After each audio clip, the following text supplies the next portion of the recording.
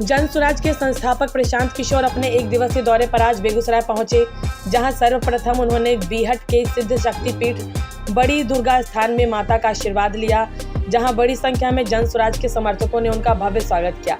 एवं बाद में प्रशांत किशोर अपने दल के विभिन्न लोगों से मिलकर आगे की रणनीति के संबंध में वार्ता किए। तत्पश्चात वह मीडिया से मुखातिब हुए, जहां उन्होंने कहा कि बिहार में शिक्षा, रोजगार एवं बिहार की समस्याओं के निवारण को लेकर उन्होंने सिद्ध शक्तिपीठ में पूजा अर्चना की है तथा माता से आशीर्वाद मांगा है। साथ ही साथ उन्होंने कहा कि बिहार की खुशहाली के लिए वह अभी अपनी यात्रा पर है। मीडिया के पूछे जाने पर उन्होंने कहा कि राहुल गांधी विपक्ष के सबसे बड़े नेता है और अगर राहुल गांधी महाराष्ट्र के चुनाव एवं चुनावी व्यवस्था पर कुछ सवाल खड़े कर रहे हैं तो चुनाव आयोग को स्पष्टीकरण देना चाहिए एवं उनकी बातों पर गौर करना चाहिए तथा जनता के सम्मुख भी इन बातों का निराकरण होना चाहिए, जिससे कि विपक्ष कोई सवाल न उठा सके। साथ ही साथ जनता का विश्वास भी चुनाव आयोग एवं चुनावी व्यवस्था पर बना रहे।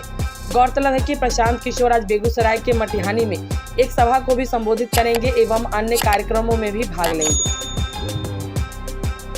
यही संदेश देंगे कि बिहार की स्थिति बदले, बेहतरी के लिए बदले,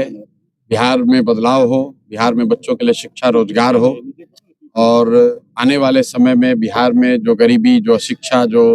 भ्रष्टाचार है, इसका अंत हो। माँ की कृपा से बिहार भी देश के अग्रणी और विकसित राज्यों में शामिल हो, यहाँ भी लोगों के बच्चों के लिए पढ़ाई और रोजगार हो, इसी कामना से यहाँ पर आए हैं।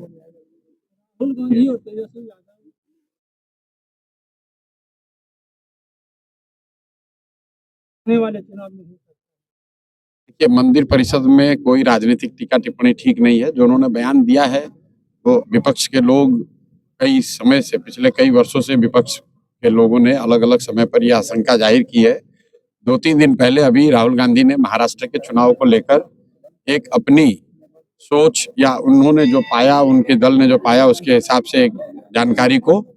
जनता के बीच में रखा है। मुझे ऐसा लगता है कि कांग्रेस चूंकि यहाँ मुख्य विपक्षी दल है देश के स्तर पर, राहुल गांधी विपक्ष के नेता हैं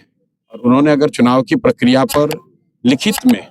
एक बड़ा सवाल खड़ा किया है तो चुनाव आयोग और उससे संबंधित एजेंसियों को स्पष्ट करना चाहिए, ताकि जनता के किसी भी वर्ग में ये आशंका न रहे, चुनाव की पारदर्शिता, उसकी शुचिता पर कोई प्रश्न चिन्ह न उठे। इसकी जिम्मेवारी चुनाव आयोग की है, क्योंकि चूंकि ये प्रश्न सिर्फ कोई बाइट के जरिए से नहीं उठा है। राहुल गांधी ने बाकायदा एक पूरा आर्टिकल लिखा है अखबारों में, उसमें उन्होंने उनके अनुसार महाराष्ट्र में जो हुआ या नहीं हुआ उसके बारे में उन्होंने टीका टिप्पणी करी है। और ये चुनाव आयोग की जिम्मेवारी है कि उस पर वो स्पष्टीकरण दें, उस पर अपना पक्ष रखें, ताकि जनता सभी बात को सुन समझकर ये निर्णय ले पाए कि क्या सही क्या गलत। मैं इन विषयों का विशेषज्ञ नहीं हूँ, मुझे उसकी कोई जानकारी नहीं है, लेकिन चूंकि ये मामला देश के विपक्षी के सबसे बड़े नेता ने उठाया है तो चुनाव आयोग को इसको गंभीरता से लेना चाहिए।